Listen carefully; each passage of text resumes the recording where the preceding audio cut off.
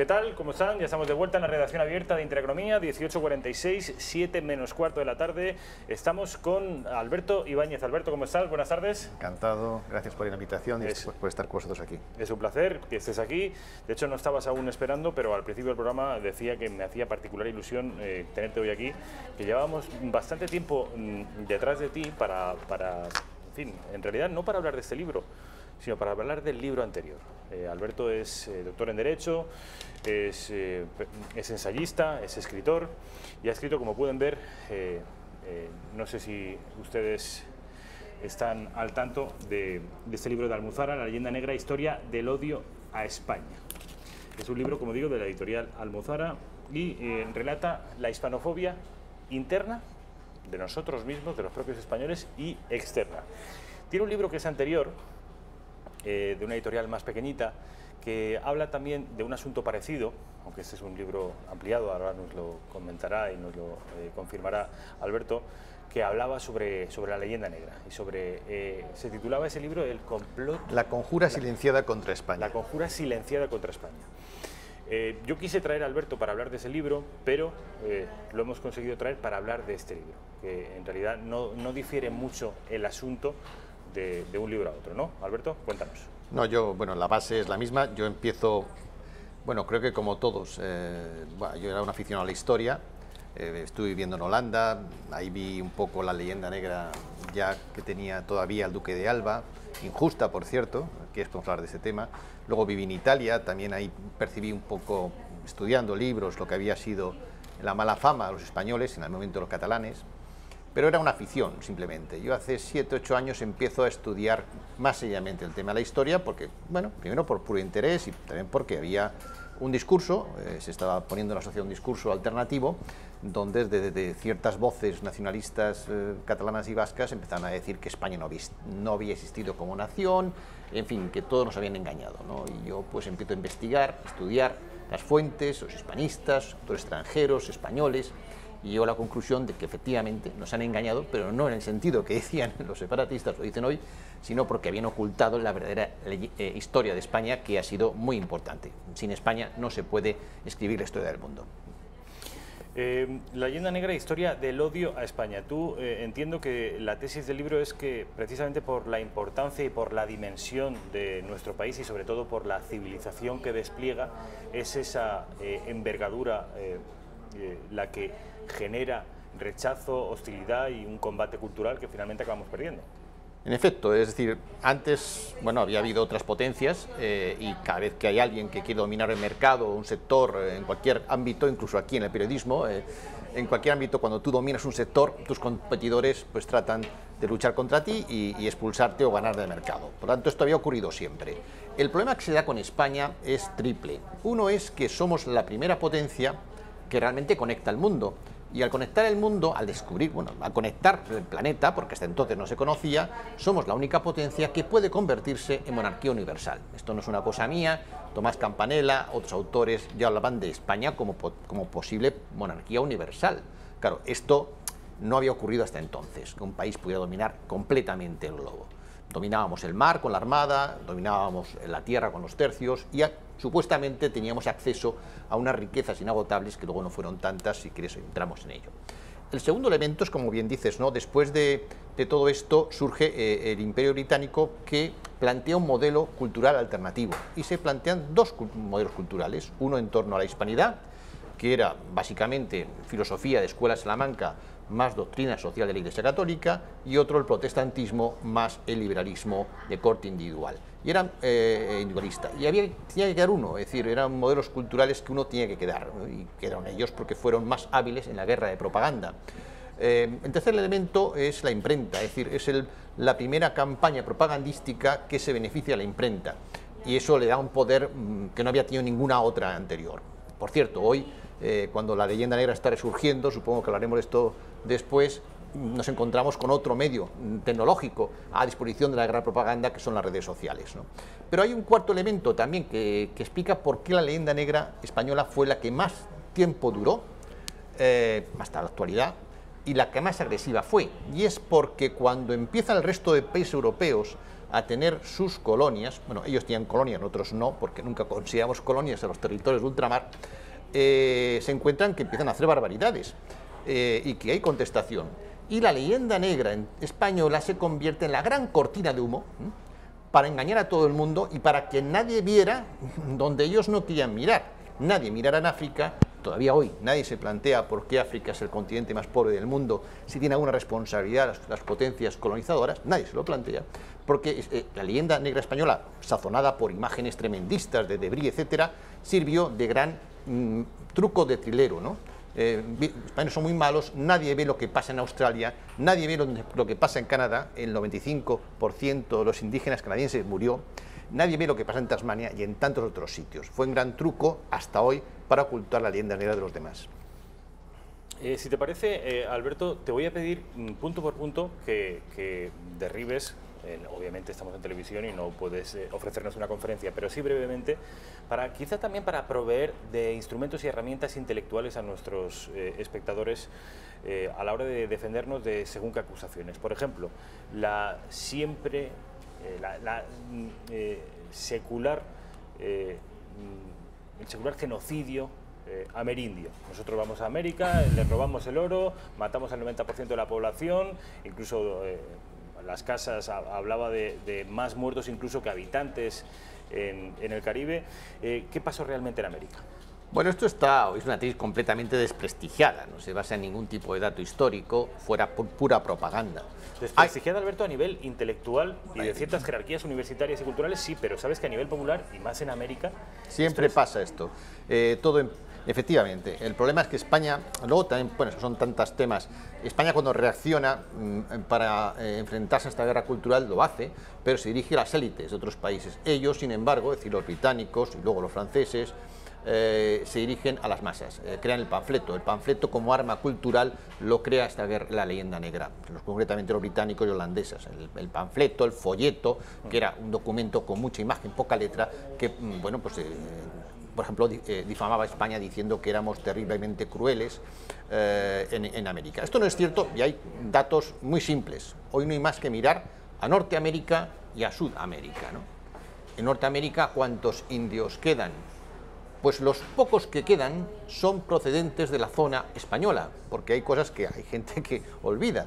Cuando se declara independencia de Norteamérica, estaban las 13 colonias y todo el resto, que era 2/3 de los Estados Unidos de hoy, era todavía dominación española. Bueno, pues los indios de las películas del oeste, esos indios hablaban español, esos indios eran de dominación española y son los únicos que quedaron y hoy viven en reservas. En Canadá, el 90% fue esquilmado. En las 13 colonias, ni uno. Hoy México, el 60% de la población de México hoy es mestiza. El 30% es indígena, hoy, y el 10% es blanca. ¿Hubo genocidio en América? Pues no. Si lo hubo después de la independencia, porque nadie habla de lo que ocurrió, por ejemplo, en Argentina. El propio Congreso argentino reconoció que realmente los criollos argentinos, además no ya a la independencia, sino ya había pasado una generación, o sea, eran argentinos propiamente dicho, llevan a cabo una campaña de exterminio de los indios en la Patagonia. Eso fue después de la independencia, pero los indios que vivían en cantidad apoyaban al rey español en la guerra de independencia, no a los criollos, no a los mestizos, que eran los que querían la independencia. ¿Hubo muertos? Sí, la mayor parte, el 90% se dice hoy, por causa de enfermedades. Evidentemente, y luego hubo conflictos, sí, como cualquier invasión. Hay que recordar que en España hemos sido invadidos 5 veces y no nos quejamos, una 700 años, pero en fin, los romanos, los griegos, los fenicios, los cartagineses vinieron por aquí y evidentemente no eran ONGs, o sea, como hoy se dice que no existe la Reconquista, que era aquello una campaña cultural. Bueno, entonces Almanzor fue el presidente de una gran ONG, pero arrasó Barcelona. En fin. ¿No debían pedirnos perdón los romanos o los musulmanes por...? Claro, o sea, ¿por qué no exigirles una disculpa, no? Sí, es lo que están pidiendo los americanos. Bueno, es un grave error. Yo tengo un artículo sobre la leyenda negra que creo que es un grave error el que han cometido los hermanos hispanoamericanos al tratar de no asumir la responsabilidad propia en la propia situación de América y achacarla a una herencia, bueno, pasada española. que no tienen ningún sentido. Evidentemente nosotros no hacemos eso, ¿no? De aquí vinieron los cartagineses, aprendimos de ellos, aquí vinieron los fenicios, aprendimos de ellos, aquí vinieron los romanos, y arruinar nuestra cultura anterior, es decir, nadie habla íbero, y nosotros no estamos dándonos golpes de pecho todo el día porque no hablamos íbero. Alguien diría, pero Alberto, es que eso fue hace 2000 años, pero es que es mucho más reciente lo que ocurrió en América. Pero es que el vasco, por ejemplo, que dicen que es el primer idioma español, es de aquella época. Ellos están muy orgullosos por hablar un idioma de hace 2000 años. Nosotros podríamos decir, pues recuperemos el íbero, es que hoy se quiere recuperar el bable, pues yo propongo recuperar el íbero y recuperar el celta. Bueno, nadie lo dice, ¿no? ¿Por qué? Porque es absurdo, ¿no? Es estar mirando completamente con el espejo retrovisor. Aprendimos los romanos, vinieron y nos pusieron su cultura y se mezclaron con la nuestra. Lo mismo que pasó en América. Y por cierto, América, antes de la independencia, era un continente enormemente próspero. Y digo el del sur, el del norte eran villorrios, y además estaban todo el día peleados porque no tenían... Tuvieron representantes en las Cortes de Cádiz, eran tratados como igual, son vasallos, igual que los del continente. Había virreinatos, igual que en España. Cataluña hubo un virreinato, era una forma de gobernar, eran muy autónomos. Humboldt, alemán, no español, aquí para hablar bien de España hay que ser extranjero, pues Humboldt paseó por toda América y dijo esto, o sea, México era la ciudad más próspera prácticamente del mundo, era un polo comercial que unía Asia, América y Europa, tenía industria textil más moderna que las industrias textiles europeas, los trabajadores estaban bien pagados y una cosa muy curiosa, no había corrupción, lo dice literalmente, se queda alucinado, un alemán va a México y dice, no hay corrupción. Bueno, ¿qué pasa en México? Que pide renta y que tarda 70 años o más en recuperar la renta que tuvo antes de la independencia. Es una pregunta que no se han hecho los hispanoamericanos y que deberían hacerse. Ese viaje de Humboldt que glosa de una manera muy generosa las virtudes y las bondades del continente americano, yo se lo recomiendo. Entiendo que está reflejado también en el libro, por supuesto, que pone a los americanos hispanos por las nubes y habla, por supuesto, de una superioridad técnica, cultural, económica y de todo tipo con respecto a los americanos del norte, pero también, y esto es más sorprendente, de los propios europeos. Es decir, es una cosa tremenda, pero claro, Humboldt, alemán, no español. Con respecto a la Inquisición española, que también ha sido origen de multitud de mitos, de leyendas y de aberraciones. Hoy conocemos y sabemos que son aberraciones, pero siguen perviviendo, siguen resistiendo. Bueno, es muy curioso. Mira, hace hace unos años, estaba Obama de presidente, hay un discurso que él hace, un desayuno, que él hace una vez al año, hizo un discurso y con las 3 grandes males de la humanidad han sido la esclavitud, hombre, siendo negro que menos, ¿no? Una cosa, y la Inquisición española, el siglo XXI. ¿Dijo española? Dijo española, la Inquisición española. Curiosamente, sabemos todos que Norteamérica ha sido un país que ha lanzado no una, sino 2 bombas nucleares sobre la población civil. Eso no le pareció un problema al señor Obama, pero sí una cosa ocurrió hace mucho tiempo. La mala suerte de esta gente que lanza improperios contra España es que la Inquisición eran tribunales que tenían actas, y son los únicos tribunales donde se puede estudiar lo que pasó. Bueno, lo han estudiado hispanistas, o sea, no españoles, porque entonces, bueno, no. Henry Kamen, por ejemplo, que es un hispanista inglés, ha estudiado esas actas, y dice que como mucho 3.000 muertos. En toda la historia de la Inquisición, 3.000 muertos, con un juicio que era arreglado. Bueno, no hay que irse a los juicios del orden penal que había en otros países que eran mucho más crueles que la Inquisición. Solo la muerte de brujas, solo en un país, 25.000 muertes de brujas en Alemania, 20.000 en Inglaterra, persecución de católicos en Inglaterra, persecución de protestantes en Francia. Pero de esto nadie habla. La pregunta es por qué. Y la pregunta es por qué los españoles lo hemos interiorizado y lo seguimos diciendo esto en tertulias o en, bueno, el mundo académico, sigue diciendo que la Inquisición fue y traerá el prototipo de la crueldad y de la intolerancia. Bueno, es decir, intolerancia hubo en todos los países. Acostumbrémonos a que cuando hacemos historia hagámosla en sentido comparado. No, podemos criticar a España, evidentemente cometimos errores, no hemos sido santos, nadie lo es, pero hay que comparar con lo que hacían otros en parecido tiempo y lugar, y evidentemente no hemos sido los más malos de la película.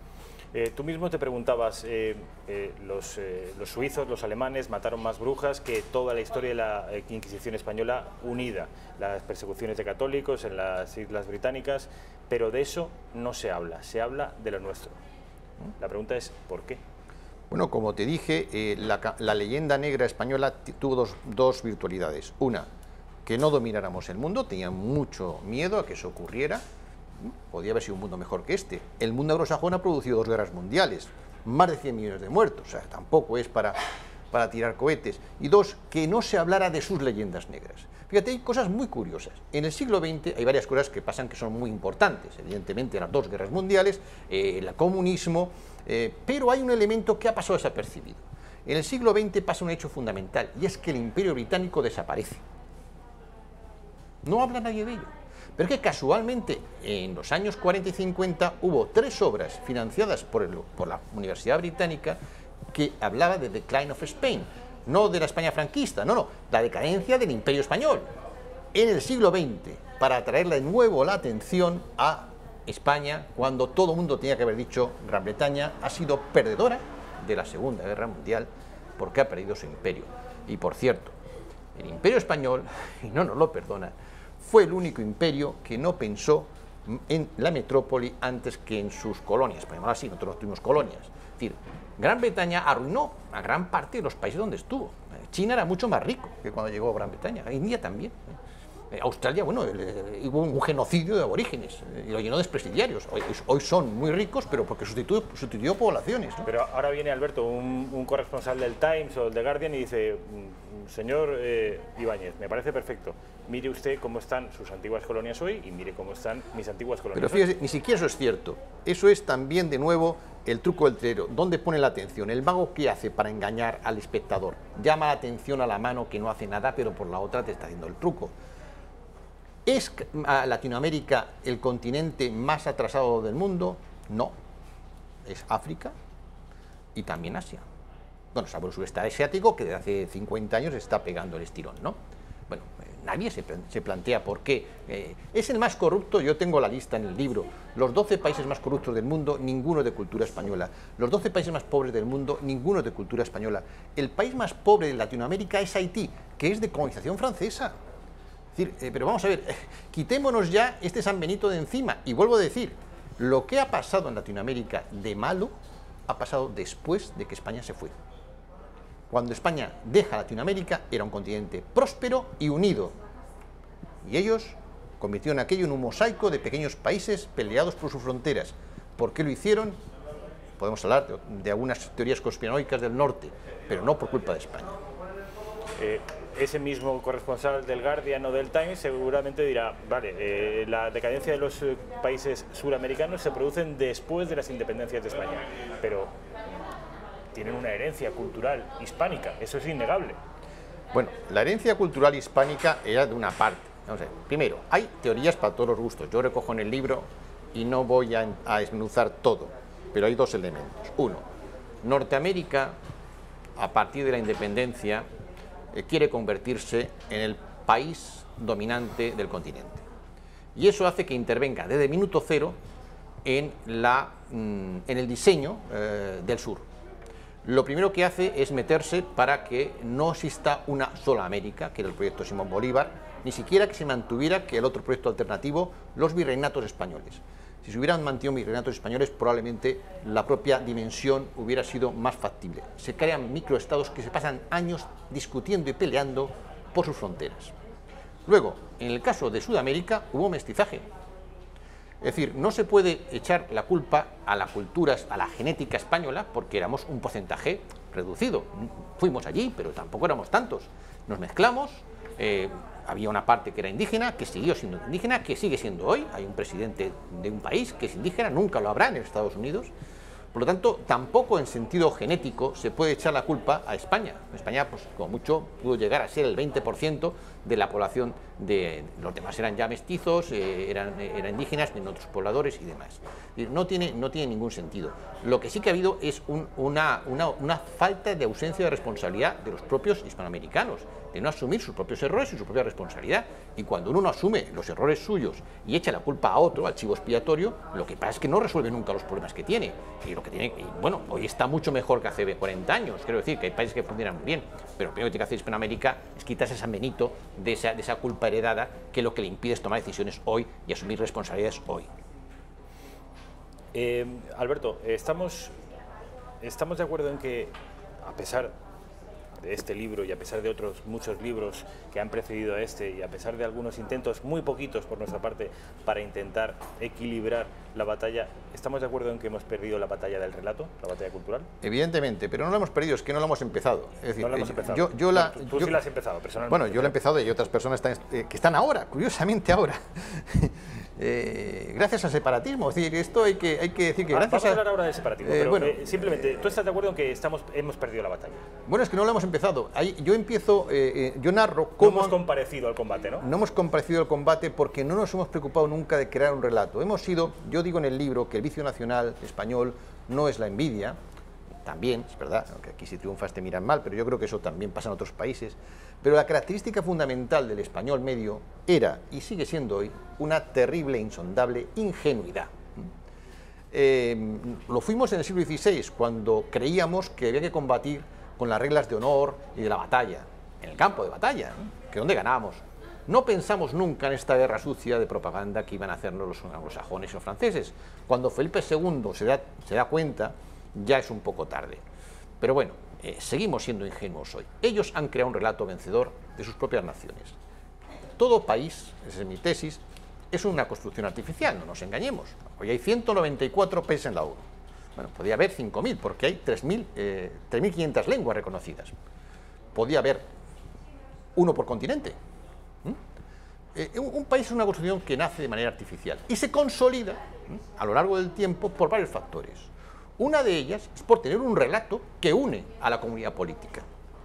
Todos los países se han dedicado a construir ese relato con verdades y con medios verdades e incluso mintiendo. Pero han tenido sus héroes, los han forjado, los han creado, han olvidado sus derrotas, les han ocultado. Podría darte muchísimos ejemplos. Como Francia, que pierde la Segunda Guerra Mundial, sale vencedora, gracias a un discurso de De Gaulle. Cómo Gran Bretaña oculta las derrotas y las convierte en victorias. Ha hecho una película hace poco de Dunkerque, ¿no? De una derrota, Hollywood consigue hacer una victoria moral. Bueno, entonces tenemos cientos de casos como ese que nunca lo hemos hecho. Es más, cuando hacemos una película sobre los héroes de Filipinas, nos tiramos piedras contra nuestro propio tejado. O sea, todos los países han utilizado la historia para crear un relato vencedor del que el ciudadano se pueda sentir orgulloso. España, sin embargo, lo que ha hecho es creerse el relato hispanófobo que han creado otros, olvidando a nuestros héroes. La primera estatua de Lezo ha sido de hace 5 o 6 años, otros ni la tienen, no se estudian en la escuela, nuestros grandes héroes, que los hemos tenido a porrillo y las grandes hazañas las ocultamos. El otro día, bueno, yo más como creo que estamos en una guerra cultural, hoy, claramente, yo el otro día me hacía una entrevista en el Confidencial sobre este libro. Yo vengo observando lo siguiente: cuando haces un artículo defendiendo a España, enseguida viene uno que puede hacer comentarios, ¿no? Y a las 3 de la mañana, a las 4 de la mañana, hace un comentario con el siguiente formato. Primero, este señor no tiene idea. O sea, yo no tengo ni idea. Pero puedo ser el catedrático, puede ser Sabater, no tiene idea. ¿Por qué? Pues porque no sabe, porque fue franquista, porque la ha educado en no sé qué, porque no conoce nada de Cataluña, por lo que sea. B, el medio que publica esto es un medio que tiene mucho prestigio para acabar publicando este tipo de, me decían, españolistas de garrafón, ¿no? Y luego, 3, hombre, yo no puedo ser español porque España ha sido un desastre. Entonces te cuentan cosas tremendas. Bueno, cualquier cosa, vale. El último día me hablaban del desastre anual. ¿Cómo puedo ser español? Me decía uno, con el desastre anual. Bueno, es que es como decir un británico, ¿cómo puedo ser británico con el desastre de Cartagena e Indias? Que fue mucho mayor, ¿no? Bueno, para empezar, somos el único país que llama desastres a sus desastres. Nadie, ningún otro país llama desastres a sus desastres. Los oculta o los maquilla. No tenemos un señor bajito, tal, vestido militar. Bueno, es un dictador que va a ser dictador 100, 200 años después, ¿no? Haga lo que haga, se muera 50 veces, seguirá siendo un dictador terrible y seguiremos haciéndonos, bueno, el harakiri histórico-cultural que yo hablo permanentemente. Otros tienen dictadores no menos terribles. Y no hablo de Hitler. Napoleón fue un dictador. Pero llega el gobierno francés y dice, oye, yo tengo que crear un país, que no existía Francia. ¿Cómo lo creo? Porque hay un proyecto maravilloso llamado Revolución Francesa. Que no. Con levas forzosas de los jóvenes en los territorios que se resistían. Con guerras, con esquilmación de población en la Vendée. Pero también creando relato. ¿Qué hace lo primero el gobierno francés? Llama a 3 literatos, entre ellos a Stendhal, y les paga para que hagan una biografía laudatoria de Napoleón. ¿Por qué? porque no tenían otro. Hombre, este por lo menos ha llegado a Moscú, ¿no? Pues vamos a hablar de él. Pero solo estaba todo el día peleando, ¿no? Si estaba todo el día, estaba como una cabra, tal. Si quería ser emperador, se autocoronó emperador. Si quería crear una dinastía, si se cargaba la revolución. No. Eso ocultarlo, ¿eh? No. Este hombre es el que trae el Código Civil. Sabía mucho de leyes, Napoleón. Es como decir ahora que Franco trajo la ley de procedimiento administrativo. Claro. ¿Sabía mucho de leyes Napoleón? Pues no, sí, el código. Y luego, bueno, incluso hoy, gente española que hizo acciones aquí en Madrid, pro Napoleón, dicen que es el hombre que trajo el mérito y capacidad. Napoleón, el mérito y capacidad, y nombra a toda su familia reyes. ¿Pero de qué hablamos? A ver si nos damos cuenta cómo funciona el mundo. Somos los más tontos del planeta. Eso es lo único en nuestro gran error. Eso es lo único seguro, la única certidumbre que tenemos. Por último, ¿qué hay? Es decir, el separatismo catalán y los separatismos regionales en nuestro país, ¿beben o han bebido de esto, de la leyenda negra? Evidentemente, es parte del plan. Es decir, primero el plan es que España que no sea una potencia, ¿no? Que deje de ser la gran potencia. La segunda parte, que no vuelva a ser nunca más. Hay dos lemas en la vida: divide y vencerás, o la unión hace la fuerza. Hay que elegir uno de ellos. Los españoles parece que estamos eligiendo divide y vencerán ellos, claro. Sí, los otros. Cada vez que los españoles nos hemos enfrentado entre nosotros, han ganado ellos. Mira, en 1640, los catalanes están diciendo todo el día que perdieron la autonomía en 1714, que es falso. Otro relato que se han inventado, que fue una guerra civil y mucha gente apoyaba a Carlos, que por cierto, Carlos, que hubiera sido Carlos III, ¿no? Lo apoyaban en Madrid. Es decir, es que era lo natural que heredaran los Austrias. Se cambió el historiador, salió bien. Felipe V fue un rey modernizador, que al que benefició más fue a Cataluña, que subió renta, ¿no? Pero bien, 1514, 1640, Cataluña se independiza de España 12 años. Bueno, se independiza de España no, pasa a depender del rey francés. A los 10 años ya está pidiendo a Felipe IV que por favor vuelva y que imponga, reinstaure la justicia de Castilla, porque ahí no había quien viviera. Con el francés y con la oligarquía catalana, que los segadores, fueron los que sufrieron muchísimo de los oligarcas catalanes que les esquimaban una vez que España desaparece. Cuidado, eso se volvería a repetir hoy. Bueno, pues se cambia todo el relato. ¿Aquello por qué se produce? Porque Francia quería apoderarse de Cataluña, siempre lo ha querido. Napoleón, cuando viene y conquista España, le quería dar a José I del Ebro para abajo, del Ebro para arriba pasaba a Francia. Portugal se independiza de España no porque quisieran los portugueses, que por cierto, creo que hay un referéndum hace poco, unas encuestas que quieren volver a ser español. Bueno, sí, siempre han sido hispanos, que Hispania, Lusitania era parte de España. Bueno, se independizaron porque Gran Bretaña lo quiso y Gran Bretaña les trató como una colonia económica. Y ves al País Vasco, ves la bandera de Icurriña y, hombre, ¿a quién se parece? Pues es una bandera que no tiene ninguna historia. Es una bandera que se inventa Sabino Arana, y su grupo, y que copia la bandera británica. Hombre, ¿por qué? En fin, no hay que ser muy listo, 2 y 2 son 4. Aquí ha habido gente que le ha interesado en que España no funcione para que ellos se beneficien otros. Y hay los tontos útiles, lo que llamo hispanobobos, que les hacen el juego. Hispanobobos, no sean ustedes hispanobobos, no sea usted hispanobobo, compre este libro, La leyenda negra, historia del odio a España, de Alberto Ibáñez, y provéase de munición argumental para cada vez que algún hispanobobo, esta vez sí, le venga con la matraca de la Inquisición, del genocidio de América, de la falta de vocación técnica o tecnológica de los españoles, sobre la postración de nuestra cultura, pues aquí tiene un buen compendio de argumentos y sobre todo aquí tiene la verdad de lo que pasó y la verdad de lo que somos. Alberto Ibáñez, ha sido un placer. Mil gracias. Muchas gracias, Rafael.